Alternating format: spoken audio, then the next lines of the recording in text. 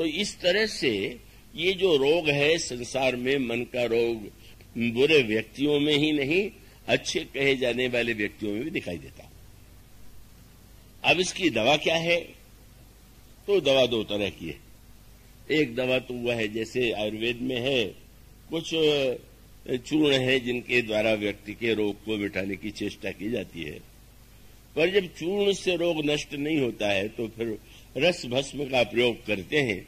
इसी प्रकार कहा गया कि दवाइयां तो शास्त्रों में इतनी हैं, कौन सी? नेम, यज्ञ, आचार, जप, जोग, यज्ञ, व्रत, दान, भेषज पुण्य कोटिन नहीं रोग जाई हरिजान।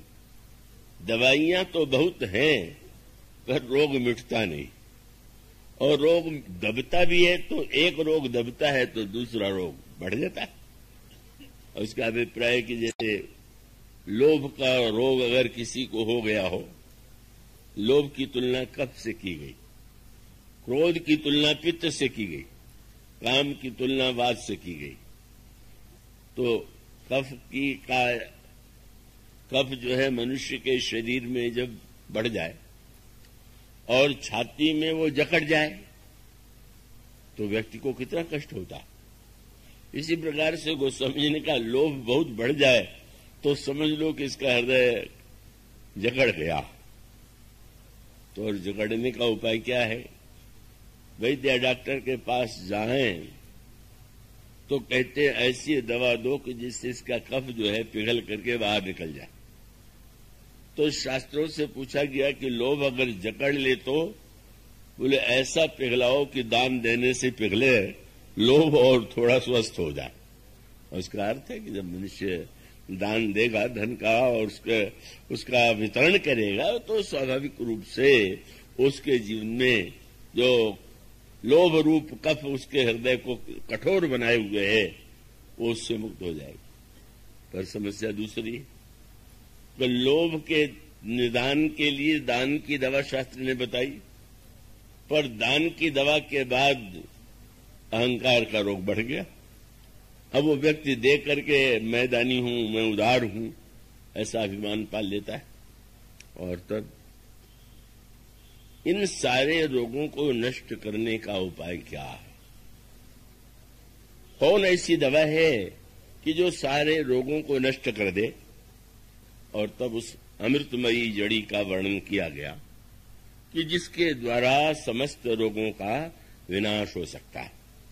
मानस रोग के प्रसंग में ही उत्तरार्ध में मन के रोगों की चिकित्सा के लिए जो सूत्र दिया गया उस पंक्ति को आप ध्यान से पढ़ेंगे, सुनेंगे। उसमें काकभूषण जी कहते हैं कि रघुपति भगति सजीवन मूरी, अनुपान श्रद्धा मति पूरी, ये विधि भले ही सो रोग नसाई, नाही तो जतन कोटि नहीं जाई। दवा हो और श्रद्धा के अनुपान में व्यक्ति जो है उस भक्त के अमृतमयी औषधि का जब सेवन करता है तो इस प्रकार से मन के रोगों का विनाश होता है। पर यह अमृत कहाँ मिलेगा? भक्ति कहाँ प्राप्त होगी? और तब फिर आपको मानस के उस दोह की ओर आपका ध्यान जाना चाहिए जिसमें कहा गया समुद्र मंथन करके जैसे उसमें अमृत निकाला गया था, इसी प्रकार से राम कथा क्या है? राम कथा ही अमृत है। और उस राम कथा अमृत का समुद्र कौन सा है? वेद। और जैसे उस समुद्र का मंथन करके अमृत निकाला गया, इसी प्रकार से गोस्वामी जी कहते हैं, दोहा उत्तरकांड में आता है, ब्रह्म पयोनिधि। ब्रह्म यहां पर ईश्वर के संदर्भ से नहीं है, वेद को ब्रह्म कहते हैं। वेद ही वह समुद्र है। ब्रह्म पयोनिधि मंदर ज्ञान। और उस समुद्र को मथने के लिए मंदराचल पर्वत को मथानी बनाया गया था। वेद के समुद्र को ज्ञान की मथानी से जब मथेंगे तब क्या होगा? ब्रह्म पयोनिधि मंदर ज्ञान संत सुर आहि, कथा सुधा मति काढ़ई। तब उसमें से वेद और पुराणों के संदर्भ से राम कथा का अमृत प्रकट होता है और उस राम कथा के अमृत में ही भक्त की मधुरता विद्यमान है। ब्रह्म पयो निधि मंदर ज्ञान संत सुराहि कथा सुधा मति काढ़हि भगति मधुरता जाहि।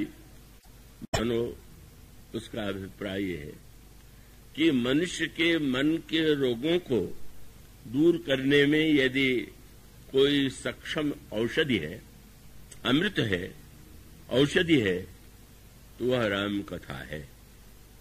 और अगर सही सही रूप में राम कथा कही जाए, राम कथा सुनी जाए, और जैसे कोई औषधि बता दे, पर औषधि के बाद भी तो औषधि को लेना तो जिसको दिया गया उसी का कार्य है।